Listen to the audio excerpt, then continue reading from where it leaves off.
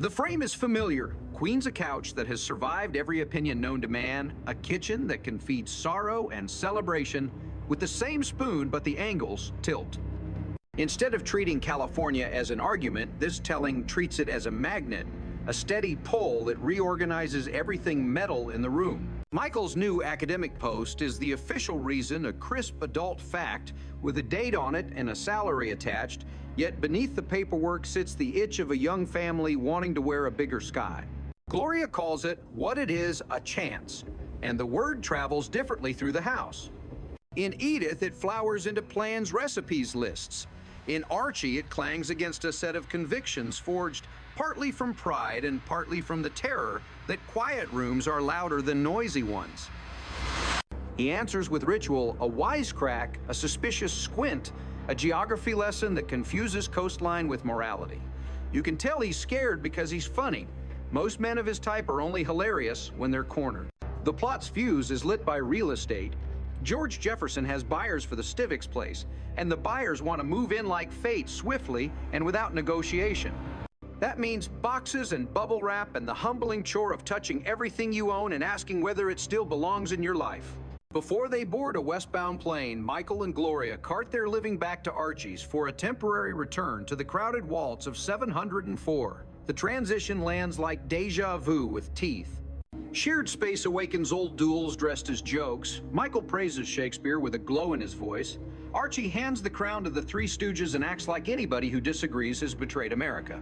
They tussle because it's the house's grammar. He likes his laughter big and his lessons short. Michael prefers his jokes compact and his insights with footnotes. If they were strangers, it would be an argument about taste. Because they are family, it's a tender fight over who gets the last word about what matters. Edith tries to keep the oxygen level comfortable for everyone. She understands that meals are more than meals, that a roast can be a truce and a pie can be a bandage. She designs a farewell dinner at home, one last table where plates can carry the weight of what throats cannot say. It is more than menu, it's liturgy. She's counting on the ritual to bless the future, even if the men posture and the daughter cries. Then, at precisely the wrong moment, and for exactly the right reason, opportunity knocks with a white tablecloth. Michael, soon-to-be boss, invites him and Gloria to dinner at the Plaza. It is a local test with national implications for a young scholar's life. You don't skip the audition when the conductor finally looks up. Now the house has two tables set at once. At one sits the last supper of a family arrangement. At the other, the first course of a new career. The collision is unavoidable. Everyone pretends it is just scheduling. Nobody believes it. The living room absorbs the argument like a stage set that has seen every play. Archie prosecutes his case with the weapons that have always worked for him, exaggeration jokes sharpened into Dart's nostalgia stapled to duty. He paints a picture of Joey's mornings so vivid you can hear the cereal box open the toddler's window, the short walk to grandma's kitchen, the chocolate milk, the stories before nap. In his telling, you don't move a child away from such perfection unless ambition has eaten your conscience. It's manipulative because it's beautiful, and the beauty makes it hard to fight clean. Michael hears the overture to a guilt symphony and stiffens. Gloria hears the ache underneath, sees the father, whose proud body language is a costume he forgets he's wearing, and tries to referee a contest that has no neutral ground. Edith, who has prepared the exact number of biscuits that hope requires, holds her smile like a lantern in a basement. The detente cracks where family peace always breaks at the dining table under pressure from time. Quips fly, then land with the lead weight of subtext. A joke about culture is really a dare. A jab about manners is really a wound. Gloria says a blunt sentence that puts furniture back in its place. Michael replies with a version of adult sovereignty. Archie performs generosity as a threat. Go, don't worry about us. We survive everything in a tone. That means choose and let me witness your arithmetic. The Plaza wins by default, not because anyone loves it more than a kitchen, but because every dream has a passport stamped with a few painful decisions. Edith wraps the uneaten tenderness and pretends leftovers were part of the plan. What saves them is the same force that often rescues households run by strong personalities, the woman who understands that ritual can absorb a punch. Gloria suggests a vow renewal now rather than later. If the 10th anniversary trip was supposed to include a ceremony out west, let the living room host the sacrament before anyone boards a plane. It is a wise theft from the future, borrowing a blessing in advance to pay today's emotional bills. Clothes are changed. A minister is fetched. Archie mispronounces something and refuses the long version of his own name. There is a little comedy in the ring exchange, a scramble that makes the solemn human, and then there are words that land as if scripted by mercy itself. Love is dance partners that don't step on each other's feet. Marriage is pillars holding one roof without colliding devotion, as the art of giving light and space rather than shadow and control. Edith hears permission to let their child go without surrendering her motherhood. Gloria hears a map for a daughter who is also a wife. Michael hears a command to keep ambition subordinate to gratitude. And Archie, fiercely loyal to anything that tells him where to stand, hears the hardest assignment of his life: be a husband and father whose love isn't a leash. The picture afterward looks soft and messy the way real grace looks. There's laughter at the wrong moment, a kiss that needs a do-over, a camera angle with someone blinking. They are not saints. They are decent people being brave in a familiar room. The ceremony doesn't solve the travel plan, and it doesn't erase the plaza. It does something better. It changes the way the goodbye will be said. The leave-taking moves, with the choreography of airports, luggage by the door, a cab that honks without malice, the sound of a zipper sliding closed on childhood. Edith's eyes learn to shine and hold. She is a mother, which means she can cry and smile with the same mouth. She tucks a cookie into a little hand because food is the grandmother's sacrament, and because sugar can buy you the 4 seconds you need to lift a child from one embrace to another. Michael does small chores with priestly attention, checking a knob, finding a toy, fastening a strap, because men who feel deeply often need a rickety bridge of tasks to carry them across a hard moment. Gloria hugs in a way that tries to hold 2 people at once. Archie, who will be dead last to grant language to what he feels, talks about cab fares and seat belts and the general unreliability of the West Coast, as if expense and safety were the same as love. And then the break through the line that shocks the room into stillness, not because nobody knew it, but because everybody doubted he could say it. He admits that love was hiding under the insults, that the years of combat were also years of care, that he doesn't hate the man who took his daughter's hand, he loves him. The reply is instant and clean. Whatever has been defended and misunderstood between them rests for a second like a bird in a quiet tree. They shake hands the way some men say, "Amen." The door closes on a house that has never liked silence and is about to learn it. The silence is not empty. It has texture. Edith finds new chores for hands that do not know how to be unemployed. She rinses a cup twice, smooths a cloth 3 times, solves the ache of an unused high chair by pretending to dust it. Archie discovers that the radio can pretend to be a neighbor, and that the evening news, infuriating as it is, keeps a man in the company of something loud. The first postcard arrives, a beach swallowing the sun, a toddler's smudge on the ink. 2 sets of handwriting, Gloria's cheerful logistics and Michael's professional hope. Edith keeps it on the mantle where good news learns to stand next to old photographs. Archie picks it up now and then with a skepticism he cannot maintain. Phone calls follow. The first one is, "Messy all hello, and how are you? And what's the weather like? And are you eating right? And does the baby sleep? And are the streets safe?" Archie tries to act bored. He cannot sustain it for an entire conversation. Michael tries not to sound proud.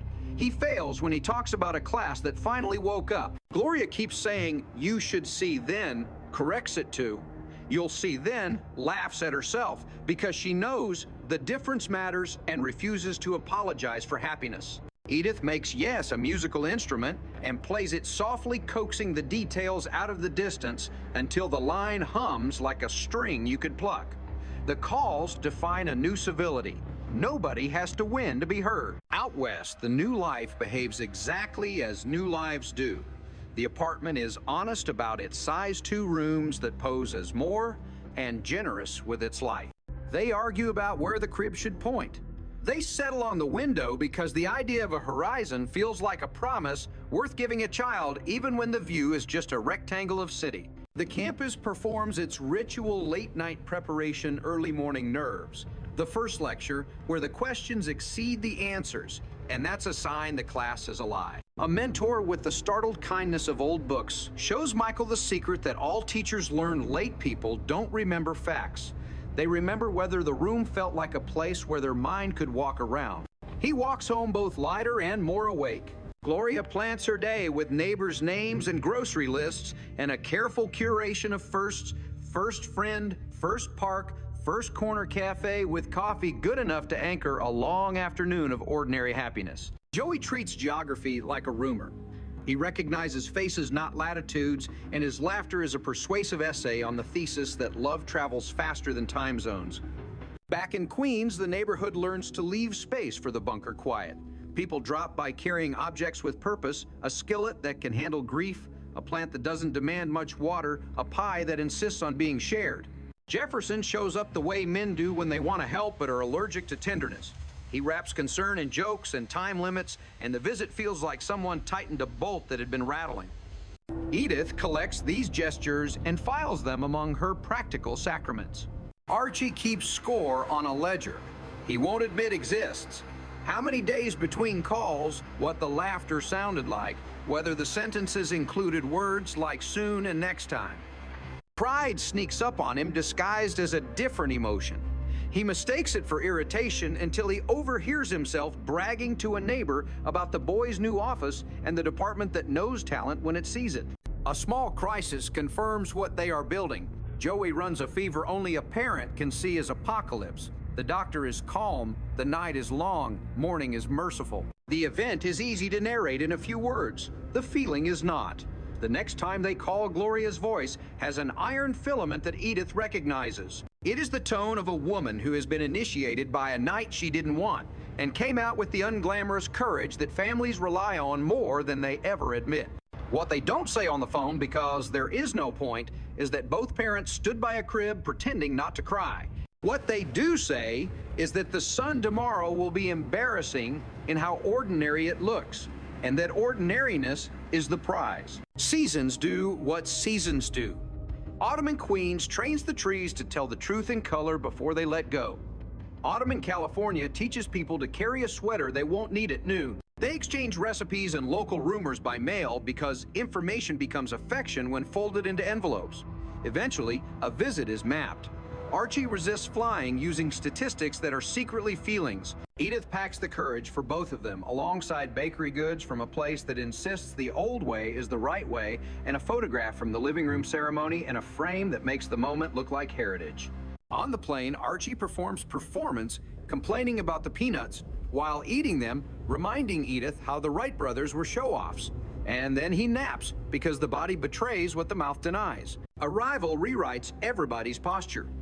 Airports are warehouses until the person you love is near, and then they turn into chapels. Gloria's face is a light you can carry. Michael's relief confirms that anxiety makes him taller. Joey's arms function like an invitation no one refuses. The visit is a seminar in domestic diplomacy. Mornings are core symphonies that demonstrate how togetherness still works in unfamiliar rooms. Afternoons are excursions where each generation gets fed parks for memory, bookstores for ideas, bakeries for souls, playgrounds for proof that the human race deserved to be invented. Evenings become the new hearth. Archie discovers the local sandwich that tastes like a handshake between burrows. Edith finds a thrifted vase with a past and decides it has earned a future on someone's windowsill. They talk not to settle old scores, but to mark new peace. Michael thanks Archie without staging a confession. Archie grumbles his approval because improper gratitude is his love language.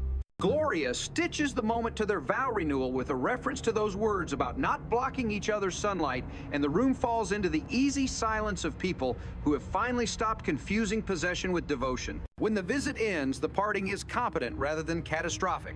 Announcements about seatbelts do double duty as blessings. Back home, Queens smells the same and looks kinder. The photograph from the ceremony shares a mantle with a postcard of a beach. Together, they explain a family's theology promises up-close horizons far away, both necessary. Calls become rhythm, not rescue. Postcards become breadcrumbs rather than emergency flares. At holidays, logistics are negotiated with the kind of generosity that used to be theory and is now habit. The old arguments about Hamlet and the Stooges never die, they just stop pretending to be verdicts. They turn into comedy bits. The family willingly replays proof that difference can be sport instead of war. What restores this household most is not a grand conversion, but a practical redefinition. Archie discovers that blessing is a job description he can live with. It means giving his opinion without forcing it to win, guarding the porch light, treating the phone like a bridge instead of a lifeline. Edith keeps practicing the same faith she practiced from the beginning. Lay the table even when you're not certain who is coming, and never underestimate the power of a well-timed cookie. Michael learns to protect his ambition from arrogance by braiding it with gratitude, and in doing so, he finds he can talk to Archie without converting him. Gloria becomes proof that a daughter can love her father in full voice while still stepping into a life that belongs to her. Joey grows like a confident thesis quietly supported by 4 solid sources. Some nights, Archie writes his private history in the quiet between commercial breaks and will never admit it to anyone. It's not a prettifying. It's a ledger of the things he thought were punishments that turned out to be gifts with ugly wrapping, like being out-argued by a son-in-law who also became a son, like obeying a minister's sentence about trees and discovering it was aimed at men who love too tightly. He doesn't toss his old opinions, he just stops using them as weapons. If you asked him what changed, he would make a joke about the price of a taxi to the airport and then let a corner of his mouth betray him. By the time the story sits back down, the house at 704 has learned a new music. It hums with fewer voices, and each voice has more room to echo. The chair is still an altar. The television is still a choir. The phone is still a bell. The difference is that everyone understands what each instrument is for. A day will come when the door opens and the same faces appear altered by time and sunlight, and the house will expand again to fit the noise. When that day arrives, they won't re-argue the old fights because they'll be busy practicing the newer sport of mutual bragging. The best grade, the funniest joke, the bravest day anyone had in months. They will sit with plates that don't match and stories that do, and the sentence that ends the evening will not be a verdict, but a simple promise: call us when you get home. In this family, that is how love signs its name.